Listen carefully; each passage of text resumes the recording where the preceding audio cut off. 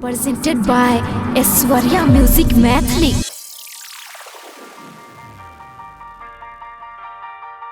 कुमार के राजे सुना भगवती माई है, भगवती माई है। भैया जैसे शादी हमार चढ़ाई बा मिठाई है। कुमार के राजे सुना भगवती माई है, भगवती माई है। भैया जैसे शादी हमार चढ़ाई बा मिठाई है, चढ़ाई बा मिठाई है।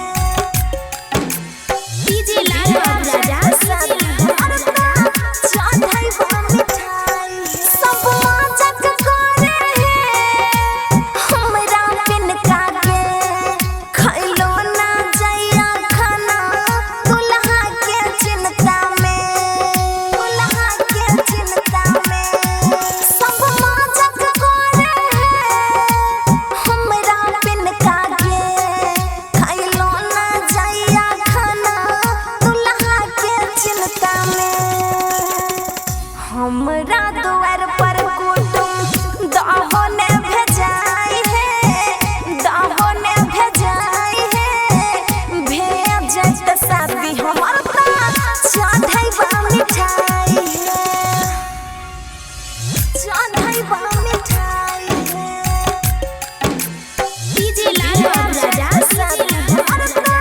चढ़ाई बा मिठाई है। पशुपति राइटर के बना बगुआ है, बाबू के चक्कर में फेरो बितलाई फगुआ है, फेरो बितलाई फगुआ है।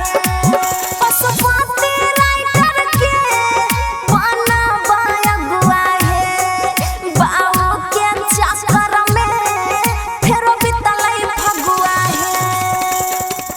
जल्दी से सेटिंग हमर कर दी हो आई है, कर दी हो आई है। भैया जैसे शादी हमार चढ़ाई बा मिठाई है। Aishwarya digital recording studio Samastipur.